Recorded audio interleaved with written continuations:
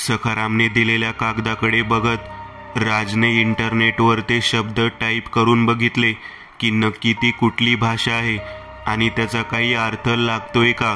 पण जगातल्या माहिती असलेल्या एकाही भाषापैकी ती भाषा नव्हती. नक्की ही भाषा आहे तरी कोणती आणि या वाक्याचा अर्थ काय.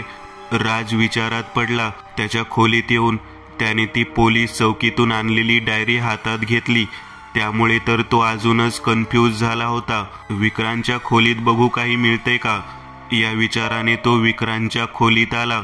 खोलीत एक लाकडी कपाट एका कोपऱ्यात होतं तर दुसऱ्या भिंतीला एका शेजारी एक अशी 4 कपाटं होती. तो लाकडी कपाटाजवळ आला आणि ते उघडून त्याने आत काही मिळते का ते बघायला सुरुवात केली. आतमध्ये विक्रांतचे कपडे आणि काही फाईल्स सोडल्या तर फार काही नव्हतं. त्याने त्या फाईल्स बघायला सुरुवात केली.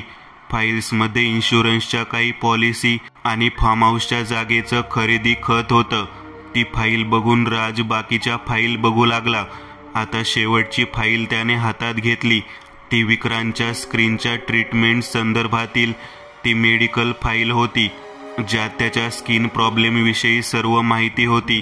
तसेच त्यात त्याचे फोटो देखील होते. त्याचे ते फोटो बघून राजच्या अंगावर काटाच आला. कारण त्या फोटोमध्ये 6 महिन्यापूर्वीच विक्रांतचं रूप ते काल परवापर्यंतच्या विक्रांतच्या रूपात झालेला बदल हा खूपच भयानक आणि किळसवाना होता. 6 महिन्यांपूर्वीपर्यंत विक्रांत अगदी तरुण म्हणजे 30ला होता. त्यानंतरच्या फोटोमध्ये त्याच्या चेहऱ्यावर हळूहळू बारीक बारीक असे विचित्र फोड आलेले दिसत होते. पुढच्या फोटोत विक्रांतचे सगळे केस गळून गेल्याचे दिसत होते आणि आता डोक्याचं टक्कल पडलेल्या त्वचेवरही ते बारीक बारीक फोड आल्याचं दिसत होतं. पुढच्या फोटोत त्याच्या चेहऱ्यावर अनेक सुरकुत्या पडलेल्या दिसत होत्या आणि त्यानंतरच्या फोटोत त्याच्या तोंडातली दातही पडल्याचं दिसत होतं. हळूहळू त्याच्या पाठी आणि शरीरावरही ते फोड उमटलेले पुढच्या फोटोमध्ये दिसत होते. त्याचं ते 6 महिन्यात पालटलेलं रूप काळजाला घर पाडण्या इतकं वाईट होतं. राजने ती फाईल बंद केली. कपाट बंद करून तो मागे वळाला आणि त्याची नजर शोकेसमध्ये ठेवलेल्या त्या लोखंडी पेटीवर गेली. दिसायला आकर्षक आणि अँटिक अशी ती पेटी पाहून राज त्या शोकेसजवळ आला. का कुणास ठाऊक ती पेटी जणू काही त्याला तिच्याकडे आकर्षित करत होती. त्याची नजर त्या पेटीवरून हटत नव्हती. त्या लोखंडी पेटीवर असलेलं सुंदर नक्षीकाम त्याच्या नजरेत भरलं होतं. क्षणभर तो संमोहित झाल्यासारखा त्या पेटीकडे बघत नुसता उभा राहिला. त्याने भान हरपून त्या पेटीवर असलेल्या कुलपाला हात लावण्यासाठी हात पुढे सरसावला. साहेब, अहो तुमचा फोन वाजतोय. सखाराम एकदम खोलीत आला आणि राज भानावर आला. त्याचा त्या पेटीच्या कुलपाला स्पर्श होता होता राहिला. आलोच, राज भानावर येत म्हणाला. तो बाहेर आला आणि मोबाईल लिव्हिंग रूममध्येच विसरला होता. फोन आईचा होता. तिच्याशी बोलून झाल्यावर तो काही वेळ फार्म हाऊसच्या बागेत फिरत फिरत विचार करत होता. तो विचित्र भाषेतला मजकूर नक्की कसा डिकोड करता येईल यावर खूप विचार करूनही त्याला काहीच मार्ग सापडला नव्हता. रात्रीचं जेवण उरकून तो त्याच्या खोलीत आला. त्याला लगेच झोप लागली कारण आज जरा दगदग झाली होती. म्हणता म्हणता त्याला गाढ झोप लागली. मध्यरात्री कुणाचा तरी रडण्याचा आणि विवळण्याचा आवाज त्याच्या कानी पडला आणि त्याची झोप मोड झाली. पहिल्यांदा अर्धवट झोपेत त्याला हा भास वगैरे असेल असं वाटलं खरं, पण कानावर पडणारे ते विवळण्याचे आवाज आता मोठ्यांदा येऊ लागले आणि तो दचकून जागा झाला. बंगल्यात आपण एकटेच आहोत हा विचार त्याच्या भीतीत भर पाडत होता. कारण सखाराम आणि त्याचं कुटुंब त्यांच्या आउट हाऊसमध्ये होतं. तो उठला. हिम्मत करत करत त्याने खोलीतला लाईट लावला आणि खोलीवर नजर टाकली. पण आवाज त्याच्या खोलीतून येत नसून शेजारी असलेल्या विक्रांतच्या खोलीतून येत होता हे त्याच्या लक्षात आलं. घरात तर मी एकटाच आहे. मग हा आवाज. त्याच्या काळजाची धडधड वाढली होती. पण तो विवळण्याचा आवाज त्याला आता स्वस्थ बसू देत नव्हता. तो थरथरत खोलीचं दार उघडून बाहेर आला आवाज विक्रांतच्या खोलीतूनच येत आहे हे त्याला आता समजलं आणि त्याला धडकी भरली. चालत चालत तो सावधपणे विक्रांतच्या खोलीशी आला. दार अलगदपणे ढकलत त्याने आत डोकावलं, पण प्रथमदर्शनी खोलीत कोणीच नव्हतं. घाबरत घाबरत त्याने आत पाऊल टाकलं आणि आवाजाच्या दिशेला बघितलं आणि त्याच्या काळजात चर झालं. त्याच्या तोंडून किंकाळी फुटू पाहत होती, पण आवाज भीतीमुळे घशातच कोंडून गेला, कारण त्या लाकडी कपाटाजवळ अंग चोरून कोणीतरी रडत होतं. खोलीत तसा फार प्रकाश नव्हता. राजने हातातल्या मोबाईलचा प्रकाश त्या अंधाऱ्या कोपऱ्यात मारला. विक्रांतचं कमरेपर्यंतचं शरीर त्याला तिथं दिसत होतं. तो विवळत होता. त्याने राजकडे बघितलं आणि तोंडून विचित्र भाषेत काहीतरी बरळू लागला. त्याचा किळसवाना चेहरा आणि ती दयनीय अवस्था बघवत नव्हती. इतक्यात त्याच्या पायाशी त्याला काहीतरी हालचाल जाणवली. त्याने खाली पाहिलं. विक्रांतचं कमरेखालचं शरीर राजच्या पायाशी तडफडत असलेलं दिसत होतं. त्याचे पाय एखाद्या वेदनेने तडफडत होते. त्यातच विक्रांतची ती विचित्र भाषेतली बडबड अविरत सुरूच होती. सगळं आता असहनीय झालं होतं.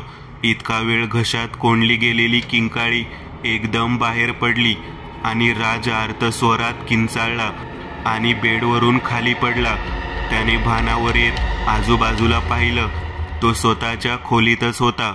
काय भयंकर स्वप्न होतं. घामाने ओलाचिंब झालेला राज थरथरत जमिनीवरून उठला. डोकं जड झालं होतं. घसा कोरडा पडला होता. पाणी भरून ठेवायला सखाराम विसरला असावा. तिथून उठून तो खोलीतून बाहेर आला आणि खाली किचनमध्ये आला. पाणी पिऊन तो लिव्हिंग रूमच्या सोफ्यावर येऊन बसला. काय अर्थ होता त्या स्वप्नाचा? विक्रांतची ती अवस्था बघवत नव्हती, पण ते दृश्य इतकं जिवंत वाटत होतं की कुठेही ते स्वप्न असल्याचा हलकासाही आभास होत नव्हता. पण स्वप्नात सुद्धा तो विचित्र भाषेतच बडबडत होता. पण यावेळी शब्द हे सखारामने मला दिलेल्या कागदातील मजकुरापेक्षा वेगळे होते. म्हणजे या सगळ्याचा आणि स्वप्नाचा नक्की अर्थ काय? की सखाराम म्हणाला तसं हे अमानवीय प्रकरण तर नाही? राजच्या डोक्यात विचाराचं काहूर माजलं होतं. तो उठला आणि परत पायऱ्या चढून स्वतःच्या खोलीकडे येऊ लागला. तो विक्रांतच्या खोलीसमोरून जातच होता. तितक्यात त्याच्या कानावर घंटीचा आवाज ऐकू येऊ लागला. क्षणभर दचकत तो स्तब्ध झाला. हा आवाज कुठून येतोय? त्याच्या मनात प्रश्न आला. आवाजाचा ओघ विक्रांतच्या बंद खोलीतून येत होता. राजच्या हृदयाची धडधड वाढू लागली. काही वेळापूर्वीचं पडलेलं एक भयंकर स्वप्न आणि आता त्याच खोलीतून मध्यरात्री हा विचित्र असा येत असलेला घंटीचा आवाज, सगळंच डोकं चक्रावून टाकणारं होतं. कसाबसा धीर करत त्याने दार उघडलं आणि खोलीत डोकावलं. तो घंटीचा आवाज अजूनही येतच होता. प्रथमतः त्याने त्या लाकडी कपाटाजवळच्या अंधाऱ्या कोपऱ्यात मोबाईलचा टॉर्च लाईट मारला, पण तिथं कोणी नव्हतं. थोडा धीर आला आणि तो आता आवाजाचा वेध घेऊ लागला. आवाज शोकेसमधल्या त्या पेटीतून येत होता. त्या पेटीवर राजने टॉर्च मारला. पेटीवर नजर मारल्या मारल्या तो संमोहित होऊन त्या पेटीकडे चालू लागला.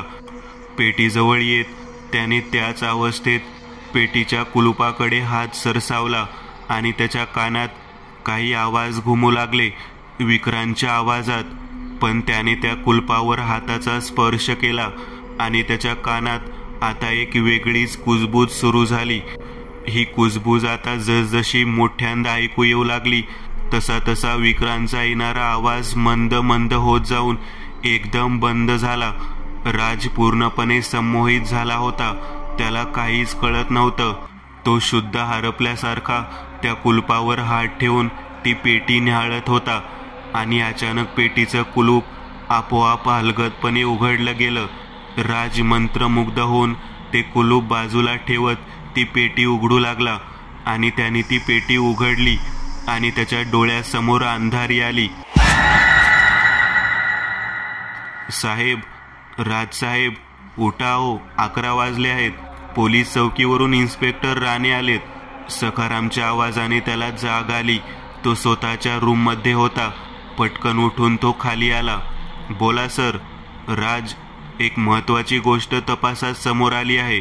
ते म्हणजे मृत्यूच्या काही तास आधी विक्रांतची गाडी खोपोली टोल नाका पास करताना CCTV मध्ये कैद झालेलं निदर्शनास आलं आहे. आम्ही हायवे पेट्रोलिंग करणाऱ्या पथकाकडून माहिती घेतली. त्यात अजून एक गोष्ट अशी समोर आली आहे की त्या रात्री विक्रांतची गाडी विजापूर फॉरेस्ट झोन परिसरात दिसली होती आणि तो विजापूर फॉरेस्टकडे जात होता. शक्यतो त्या भागात एवढ्या रात्रीचं कोणी जात नाही. तो भाग तसा बऱ्याच गोष्टींसाठी कुप्रसिद्ध आहे. बऱ्याच अफवा आहेत त्या जागेबद्दल. दुसरी गोष्ट अशी की आम्ही एका माणसाला अटक केली होती, एक तांत्रिक. त्याचं असं म्हणणं होतं की विक्रांत त्याच्याकडे 1 महिन्यापूर्वी आला होता. काहीतरी समस्या त्याला सांगायची होती. पण जेव्हा तांत्रिकाने त्याला सविस्तर अशी माहिती विचारली तेव्हा तो कुठल्या तरी विचित्र भाषेत काहीतरी बरळू लागला. तांत्रिक म्हणतोय की त्याला विक्रांतला नक्की काय समस्या होती हे समजलंच नाही. राणे म्हणाले, फारच शॉकिंग आहे हे सगळं. पण मग आता पुढे काय? राजने विचारलं. खरं सांगायचं तर पोलीस या नात्याने मला हे बोलणं योग्य दिसत नाही. पण माझं मन मला सारखं सांगते हा अमानवीय प्रकार आहे. राणे शून्यात नजर ठेवत म्हणाले, मी इथून जात होतो म्हणून म्हटलं तुमच्या कानावर घालावं. तुम्हाला काहीही समजलं तर मला नक्की सांगा. राणे तिथून निघून गेले. विक्रांत विजापूर फॉरेस्टला का गेला असेल आणि तांत्रिकाकडे सुद्धा का गेला असेल? राजने स्वतःलाच प्रश्न केला. राज किचनमध्ये आला. फ्रीजमधून पाण्याची बाटली काढली. पाणी पिऊन तो बाटली ठेवून बाहेर आला आणि अचानक त्याच्या लक्षात आलं, रात्री मी पाणी पिऊन वर गेलो आणि विक्रांतच्या खोलीत घंटीचा आवाज येत होता. मी खोलीत शिरलो आणि त्या पेटीवर माझं लक्ष पडलं. पण त्यानंतर काय झालं? मी सकाळी माझ्या रूममध्ये होतो. पण रात्री विक्रांतच्या रूममधून मी परत माझ्या रूममध्ये कधी आलो मला काही आठवत का नाहीये. राज स्मरणशक्तीला ताण देत होता खरा, पण आठवत काहीच नव्हतं. काहीतरी घडलं होतं खरं, पण नक्की काय हे लक्षातच येत नव्हतं. याच कन्फ्युजनमध्ये तो आंघोळ वगैरे करून तयार देखील झाला, पण त्याला थकवा जाणवत होता. दुपारी जेवण झाल्या झाल्या त्याला झोप येऊ लागली आणि तो त्याच्या रूममध्ये येऊन झोपला. त्याला काही क्षणातच गाढ झोप लागली आणि तो स्वप्नात हरवून गेला. ही तर विक्रांतची रूम आहे, पण मी इथं काय करतोय? राज विक्रांतच्या रूममध्ये अगदी मधोमध जमिनीवर बसलेला होता. हे काय आहे? जमिनीवरच त्याच्यासमोर वर एक पट मांडलेला होता. एका चामड्याचा चौपट, लुडोच्या खेळा सदृश एका खेळाचा पट. त्या पटावर एका बाजूला पांढऱ्या रंगाचा एक चौकोनी ठोकळा राजच्या बाजूला मांडलेला होता, तर दुसरीकडे काळ्या रंगाचा एक तसाच चौकोनी ठोकळा मांडलेला होता. जणू काही समोर कोणीतरी येऊन हा खेळ राजबरोबर खेळणार होतं. त्या चामडी पटावर बुद्धिबळासारखे काळ्या पांढऱ्या रंगाचे एकूण 37 चौकोन आखलेले दिसत होते. प्रत्येक चौकोनात चित्रविचित्र भाषेत काहीतरी एक शब्द लिहिलेला होता. पटलाच्या मध्यभागी एक थोडासा मोठा काळा चौकोन होता. तो चौकोन मोजूनच 37 चौकोन होते आणि बाजूला सापशिडी किंवा लुडोमध्ये वापरल्या जाणाऱ्या फाशासारखे 2 पांढरे फासे दिसत होते. त्यावर 1 ते 6 असे प्रत्येक पृष्ठभागावर काळे ठिपके कोरलेले होते. राजला काहीच कळत नव्हतं. तितक्यात तो घंटीचा आवाज त्याच्या मागून ऐकू आला. राजने दचकून मागे पाहिलं तसा तो आवाज बंद झाला. त्याने पुन्हा समोर बघितलं आणि आता मात्र विजेचा झटका बसावा तसा तो मागे सरकला. त्याचं डोकं सुन्न झालं. हृदयाला हादरा बसला आणि हातपाय थरथरू लागले, कारण त्याच्या समोर या खेळात असलेला त्याचा प्रतिस्पर्धी समोर बसलेला त्याला दिसत होता. तो माणूस नव्हता. जेमतेम 2 फूट उंची, अंगावर अतिशय विरळ अशी पांढरी लव, त्वचाही पूर्ण पांढरी, नाक तोंड माणसासारखंच पण तेही पूर्ण पांढरं आणि त्यावरही विरळ अशी पांढरी लव. कमरेभोवती एक काळं वस्त्र, जणू एखादा लंगोट. गळ्यात एक विचित्र अशा काळ्या मण्यांची माळ, मोठे डोळे, पण डोळ्याची बुबळ ही पांढरी, पोटाचा घेर वाढलेला, नाक माणसासारखंच होतं, कान जरा मोठे होते आणि दोन्ही कानात काळ्या मण्याचं एक एक कुंडल, तोंडात एकही दात नव्हता, फक्त पांढरी जीभ, त्या जिभेवरही विरळ अशी पांढरी लव, खूपच भयानक रूप, अगदी अंगावर काटा आणणारं. त्याची आणि राजची नजरानजर झाली. तो राजच्या नजरेत नजर देऊन हे विचित्र भाषेतील वाक्य पुटपुटला, या खेळाची सुरुवात कर, या खेळात तुझं स्वागत. तो काय म्हणतो हे राजलाही समजलं. जणू काही राजच्या अंतर्मनाला ती भाषा आपोआप समजत होती. हे काय चाललंय? राजने बोलायला तोंड उघडलं. तू कोण आहेस आणि हे सगळं काय आहे? राजला हे वाक्य त्याला विचारायचं होतं, पण जसं राजनं तोंड उघडून बोलायला सुरुवात केली तसं त्याच्या तोंडून हे त्याच्या भाषेतलं शब्द आपोआप बाहेर पडले. तो राजच्या नजरेत नजर देऊन तो पुन्हा आधीचं वाक्य पुटपुटला, या खेळाची सुरुवात कर, या खेळात तुझं स्वागत. राजला काही समजायच्या आत ते पांढरे फासे राजच्या हातात कधी आले हेही समजलं नाही. राजने नकळत फासे टाकले आणि दोन्ही फाशांवर 6 ठिपके असलेली बाजू आली. राजच्या समोर असलेला पांढरा ठोकळा आपोआप 3 घर पुढे सरकला. आजचा डाव तू जिंकलास, पुढच्या डावात पुन्हा तुलाच संधी मिळणार, तुझा उपहार तुला मिळाला. त्याच्या बोलण्याचा अर्थ आपोआप राजच्या अंतर्मनात कोरला जात होता आणि राजच्या मेंदूला त्याच्या बोलण्याचा अर्थ उमगत होता. अचानक राजच्या मागून घंटीचा आवाज पुन्हा एकदा दुमदुमला आणि राजने दचकून मागे वळून बघितलं. तसा आवाज बंद झाला. मागे कोणी नव्हतं. पण जसं राजने पुन्हा समोर बघितलं, समोर आता कोणीच नव्हतं. ना तो खेळाचा पट होता, फक्त त्या लोखंडी पेटीचं दार मिटल्याचा आवाज त्याच्या कानी पडला. त्या पेटीतून पुन्हा घंटीचा आवाज येऊ लागला आणि त्या आवाजात राज मंत्रमुग्ध होत गेला. डोळ्यासमोर अंधारी आली. झोपेतून दचकून उठून राज जागा झाला. तो स्वतःच्या बेडरूममध्ये होता. त्याचं डोकं चक्रावून गेलं होतं, कारण आता त्याला आठवलं होतं की आपण हे जे स्वप्न पाहिलं ते खरं तर स्वप्न नव्हतं. काल रात्री घडलेली आणि आपल्याला आठवत नसलेली पूर्ण घटनाच आपण आता बघितली होती. राजला सगळं आठवलं होतं. काल रात्री जे घडलं होतं ते सर्व त्याने आता स्वप्नात बघितलं होतं.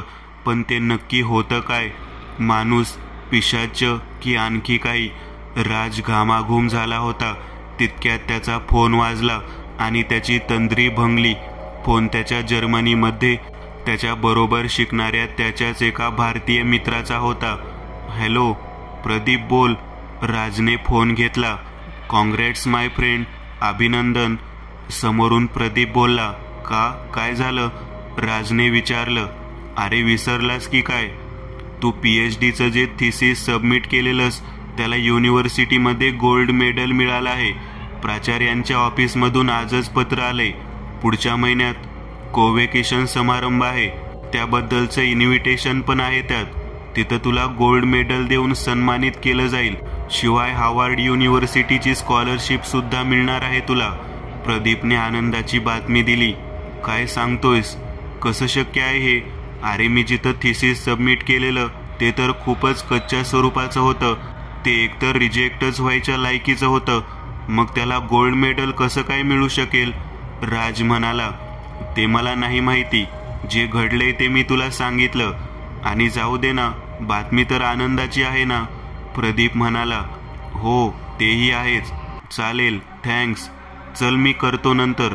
राजने फोन कट केला. त्याला कळतच नव्हतं. काल घडलेल्या प्रकारामुळे टेन्शन आणि भीतीने त्याच्या मनावर ताबा मिळवला होता. पण आता ही एक अनपेक्षित अशी चांगली घटना घडली होती, त्यामुळे तो खुशही होता. पण माझ्या थिसिसला गोल्ड मेडल मिळालं तरी कसं? वेळ कमी होता म्हणून मी जे तयार केलं ते शेवटच्या दिवशी सबमिट केलं. ते रिजेक्ट होईल असंच होतं. मग हे यश कसं मिळालं? तो विचारात पडला. काल रात्री त्या खेळाचा डाव मी जिंकलो तेव्हा तो म्हणाला होता, तुझा उपहार तुला लवकरच मिळेल. हा उपहार तोच तर नाही? राजला क्लिक झालं आपण खूप मोठ्या संकटात ओढले गेलोय हे त्याच्या लक्षात आलं होतं. दादाचं पण हे असंच झालं असणार, पण नक्की याची सुरुवात झाली तरी कुठून, ती पेटी त्याला मिळाली तरी कुठून? राज विचार करत होता आणि ती विचित्र भाषा, ज्या भाषेत तो काल माझ्याशी बोलत होता, तो काय म्हणतो हे मला समजत होतं आणि मी देखील त्याच भाषेत त्याच्याशी बोलत होतो आणि मला तर ती भाषा येत सुद्धा नव्हती. सगळंच कल्पनेच्या पलीकडचं आहे हे. तितक्यात दार वाजलं. साहेब, चहा आणला होता, सखारामने आवाज दिला. सखारामला हे सांगितलं तर राजच्या डोक्यातून विचार आला. राजने दार उघडलं. सखाराम आत शिरला. साहेब, आज जेवणासाठी काय करू रात्री? सखाराम चहाचा कप टेबलवर ठेवत म्हणाला. काका, एक सांगायचं आहे तुम्हाला. राज बोलू लागला. सांगा की, सखाराम म्हणाला. काका अहो.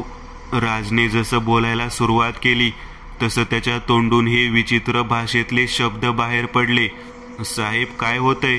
हे काय बोलताय? मला काहीच कळत नाहीये. सखारामच्या चेहऱ्यावर भीती दाटून आली होती, कारण अगदी अशीच भाषा त्याने विक्रांतच्या तोंडूनही ऐकली होती. घामाघूम आणि चक्रावून गेलेल्या अवस्थेत राज होता. पुन्हा त्याने बोलायला सुरुवात केली. साहेब, काय होतंय? सखारामची वाचाच बसली. इतका तो घाबरला होता. राज तर रडकुंडीला आला होता. त्याला काहीच करता येत नव्हतं. बोलायचं होतं एक, पण त्याची वाचा त्याची साथच देत नव्हती. आता एक घडत असताना अचानक त्याच्या कानाजवळ काहीतरी पुटपुटल्याचा आवाज येऊ लागला, त्याच विचित्र भाषेत, आणि तो स्तब्ध झाला. भाषा त्याला समजली नव्हती, पण त्या वाक्याचा अर्थ त्याचं अंतर्मन त्याला सांगत होतं. तू खेळाचे नियम तोडतोयस. राज भानावर आला.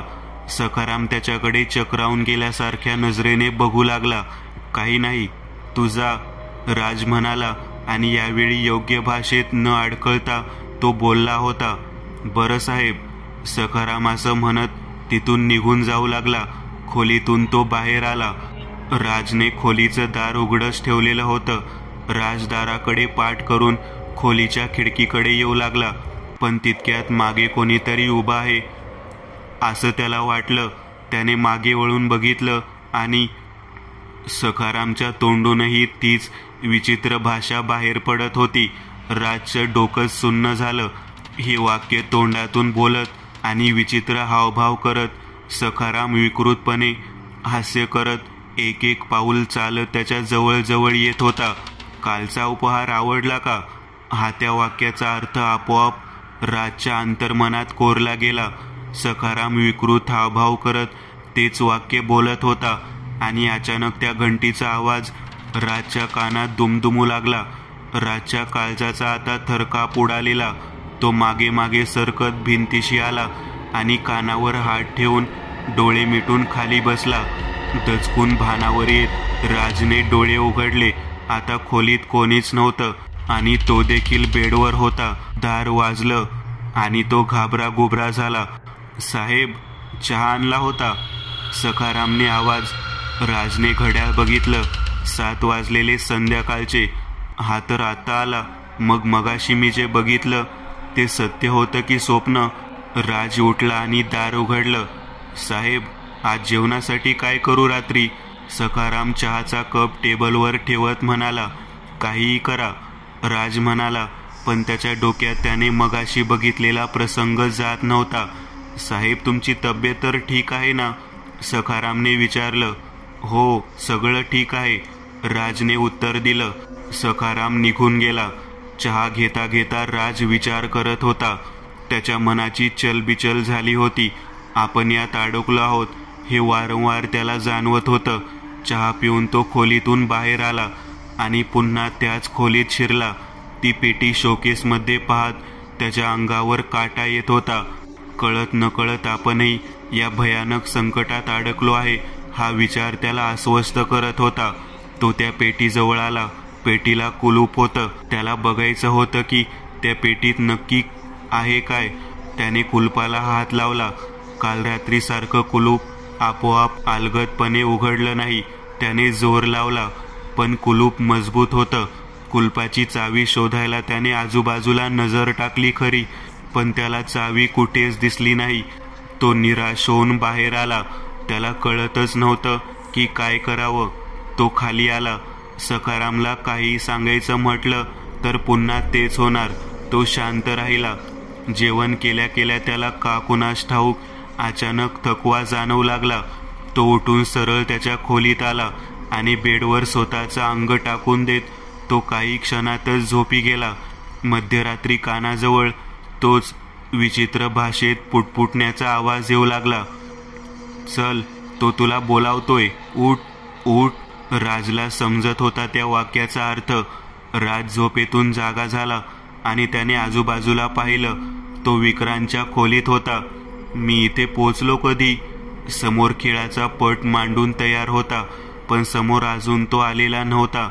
खोलीत आज लाईट नव्हते, पण त्या पटाच्या चारही कोपऱ्यांवर एक एक मेणबत्ती पेटवलेली होती. राजच्या मागून घंटेचा आवाज येऊ लागला. तो क्षणभर दचकला, पण त्याने मागे वळून पाहिलं नाही, कारण त्याला बघायचं होतं की तो समोर येऊन नेमका बसतो कधी आणि पेटीतून तो बाहेर येतो तरी कसा.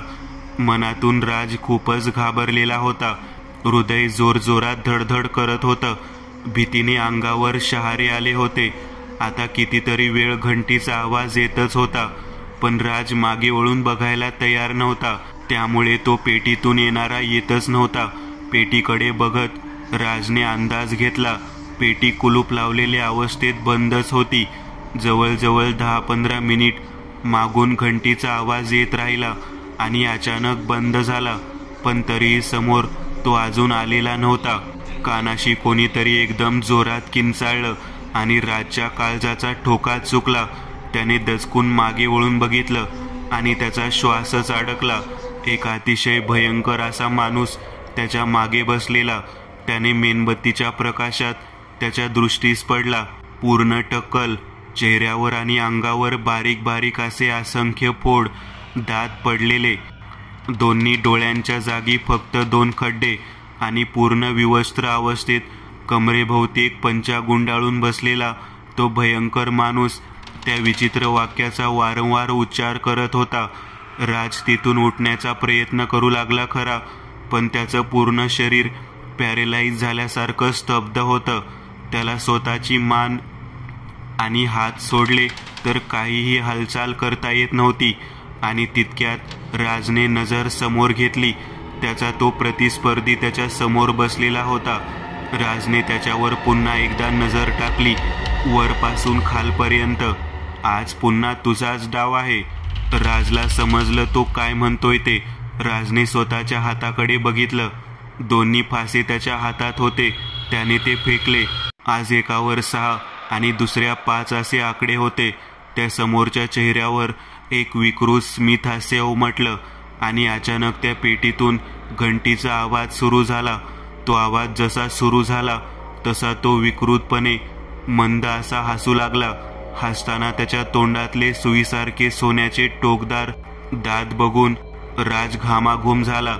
ते हास्य जरी मंद असलं तरी त्याच्या मनाला घर पाडेल इतकं भयानक होतं. राजला काहीच कळत नव्हतं आता पुढे काय होईल. राजच्या समोर असलेला पांढरा ठोकळा 6 घरं पुढं आणि 5 घरं पुन्हा मागे आला होता, तर त्या समोर बसलेल्याच्या समोरचा ठोकळा 5 घरं पुढे सरकला होता. अचानक तो हसायचा थांबला आणि त्याने हात पुढं केला. दोनही फासे आपोआप त्याच्या हाताकडे खेचले गेले. तो जागेवरून उठला आणि चित्रविचित्रपणे आवाज काढत ते फासे हातातल्या हातात फिरवू लागला. तो त्याचं शरीर विचित्र तऱ्हेने हलवत एक विकृत हास्य करत ते फासे फिरवत होता. 2 फूट उंचीचं ते पांढरं शरीर अशी हालचाल करत होतं की एखाद्याचं हृदय भीतीने बाहेर येईल. राजला तिथून पळून जावंसं वाटत होतं, पण तो हालूच शकत नव्हता. तो पुन्हा खाली बसला आणि त्याने फासे फेकले. एका फाश्यावर 5, दुसऱ्या फाश्यावर पण 5. हे बघून तो समोर बसलेला क्षणभर स्तब्ध झाला. काही काळ पूर्ण शांतता पसरली.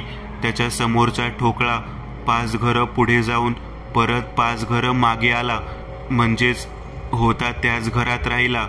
तर इकडे राजच्या समोरचा ठोकळा 5 घरं पुढे सरकला. ठोकळ्यांची चाल होताच तो विकृत आवाजात जोरजोरात रडायला आणि विवळायला लागला. तो त्याच जागी बसून किंचाळत होता, विवळत होता. त्याच्या डोळ्यातून लाल रंगाचे अश्रू त्याच्या पांढऱ्या शरीरावरून वाहू लागले. तो आवाज आणि तो अवतार बघून राजचं काळीज तोंडाशी आलं, पण त्याला तर किंचाळता देखील येत नव्हतं. विवळत विवळत तो विचित्र भाषेत काहीतरी बोलू लागला. यावेळी वाचलास, पण कुठपर्यंत वाचशील? हे वाक्य बोलून झालं आणि अचानक खोलीच्या अंधाऱ्या कोपऱ्यात काहीतरी कुडबुड आणि हालचाल झाल्यासारखी राजला जाणवली. राजने निरखून त्या ठिकाणी बघायला सुरुवात केली आणि मेणबत्त्यांच्या मंद प्रकाशात त्याने जे पाहिलं ते एखाद्या विकृत स्वप्नातही त्याने कल्पिलं नव्हतं. कारण खोलीतल्या कोपऱ्यातून त्या समोर बसलेल्या देहासारखेच 5 छोटे छोटे देह रांगत रांगत त्याच्याकडे येत होते. जेमतेम 9-10 इंच लांबीची ती शरीरही पातळ आवाजात विवळत त्या 2 फूट उंचीच्या देहाकडे येत होती. पातळ आवाजातलं त्याचं ते विवळणं आणि ती किळसवाणी हालचाल बघून राजच्या डोक्याला अक्षरशः मुंग्या आल्या. मन हादरून गेलं. ते रांगत येणारे 5ही देह त्या 2 फूट देहाच्या जवळ आले आणि आपापल्या टोकदार दातांनी त्याच्या शरीराला चावू लागले. ते 5 बाजूंनी त्याला चावत होते आणि तो मध्यभागी बसून वेदनेने विवळत होता. म्हणता म्हणता त्याच्या शरीराला ते कुरतडू लागले. त्याचं पांढरं शरीर रक्तात न्हाऊन निघालं होतं. जसजशी ती त्याचं शरीर खात होती तसतशी हळूहळू ती 5 शरीर आकाराने मोठी होत होती आणि याचं शरीर कमी कमी होत होतं. घंटीच्या कर्णकर्कश आवाजाने राजचे कान सुन्न झाले आणि ती 5ही शरीरं एकमेकात मिसळून पुन्हा 2 फूट अगदी होतं तसं शरीर तयार झालं. तो स्तब्ध होऊन समोर बसून होता. घंटीचा आवाज काही वेळ बंद झाला. भयान शांतता पसरली. यावेळी वाचलास, पण कुठपर्यंत वाचशील? हे वाक्य तो बोलला आणि अचानक 4ही मेणबत्त्या विझल्या आणि पेटीचं दार बंद झाल्याचा आवाज आला आणि पुन्हा घंटीचा आवाज सुरू झाला. राजचं डोकं बधीर होऊन तो त्या अंधारातच बेशुद्ध झाला. सकाळी त्याला 7 वाजता जाग आली. डोकं कालसारखं जड झालेलं होतं. रात्री पाहिलेली दृश्य आठवूनच त्याचा घसा कोरडा पडला. अजूनही हृदयाची गती मंदावलेली नव्हती. भयंकर दृश्य, त्याचं ते विवळणं, सगळंच भयान होतं. कितीतरी वेळ तो तसाच सुन्न होऊन बसून राहिला. मोबाईलच्या गजराच्या आवाजाने त्याची तंद्री भंग पावली.